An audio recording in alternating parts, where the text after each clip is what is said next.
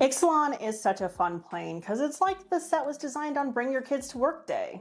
We got pirates, we got vampires, we got dinosaurs, and now we have got kitty cats? And you've got to be kidding me.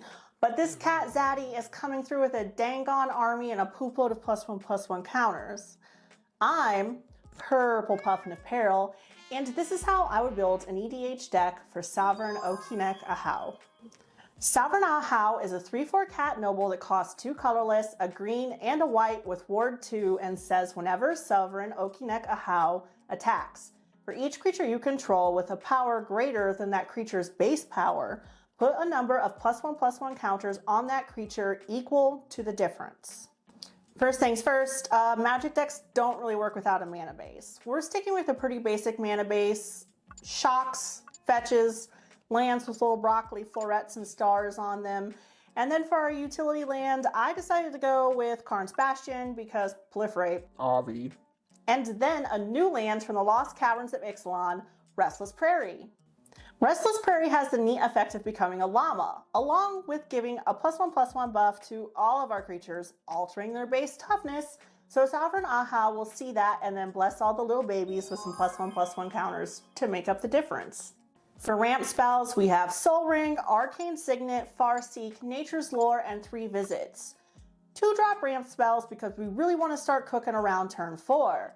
But for prolonged big mana after turn 4, because we're in green, we're going to go ahead and add Crystalline Crawler, Smothering Tithe, Tanuki Transplanter, Kodama of the West Tree, Miari's Wake, Bootlegger Stash. Bootlegger Stash. You remember when everybody was running around saying that card was just absolutely going to break the format of Commander? And then, for the last card that will help us with ramp, but also segue us into card advantage, the Great Henge. For card draw, I'm slotting in Esper Sentinel, Rishkar's Expertise, Return of the Wild Speaker, and another awesome new card from Lost Caverns of Ixalan, Kutsul Malamet Exemplar. Kutsul Malamet Exemplar is a 3/3 cat warrior that costs 1 colorless, a green, and a white. Dope little kitty girl has silence built into her first block of text, with your opponents can't cast spells during your turn. And in the second block of text, she might just accidentally make us draw our whole dang-gone deck with whenever 1 or more creatures you control, each with power greater than its base power, deals combat damage to a player, not just an opponent, a player, draw a card. Since we brought up evasion with Kutsul, I should probably talk about the removal and board wipes and evasion that are in the deck. It's a pretty run-of-the-mill Selesnya removal package of Beast Within, Heroic's Intervention, Aura Mutation, Swords to Plowshares, Wrath of God, White Sun's Twilight, and a new removal spell from Ixalan, Get Lost. Get Lost is an instant spell for 1 colorless and a white that says destroy target creature, enchantment, or planeswalker. Its controller creates 2 map tokens. So if you haven't figured out the theme of this deck yet and you're still completely perplexed, I won't leave you waiting a meowment more. It's robots. Yeah, big old cat daddy is going to be riding a Roomba onto victory with an army of robots behind of him. Arcbound robots, to be specific, and little 0/0 germs with giant swords for some reason.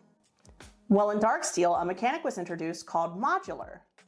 Modular is a keyword ability that causes a permanent to enter the battlefield with a number of +1/+1 counters. So, these creatures, like the Arcbound Crusher, Javelinier, Overseer, Reclaimer, Slith, Stinger, and the ever-famous Ravager, are already entering with a power greater than their base power, which is typically 0. Another mechanic which provides us pre-modified 0-power creatures is Living Weapon from Mirrodin Besieged. So, whenever Sovereign Ahau attacks, he's automatically going to start distributing +1/+1 counters on these creatures without the extra steps of enchantments, artifacts, and spells that will give them +1/+1 counters and buff effects. But, of course, we are also going to add those too. Some of those buffs will be Doubling Season, because let's be honest, if I could put Doubling Season into a deck, I'm going to do it. It's my favorite spell of all time. Then, Virtue of Loyalty, Marshal's Anthem, Crescendo of War, and Felidar Retreat, plus extra flavor bonus, it makes cats. We have the living weapons as the equipment in the deck, but for extra buffs, I'm going to go ahead and add the Sword of Truth and Justice for more +1/+1 counters along with proliferation. Both of the Ozoliths, the original and the Shattered Spire, plus a new equipment called Tarian's Soul Cleaver. Some of the fun tech in the deck that I really like is the Ozolith and Liquid Metal Torque. Modular creatures will create new +1/+1 counters and automatically put them on another artifact creature when they pass on from their mortal coil. But the Ozolith will see the +1/+1 counters that are already on the modular creature and store them for later, essentially creating double the +1/+1 counters. Then we use Liquid Metal Torque to make any creature in the deck a valid target for the modular counters. There are several other nuances to this deck, but I love to see all the fun and super creative ways that you guys would build Sovereign Ahau.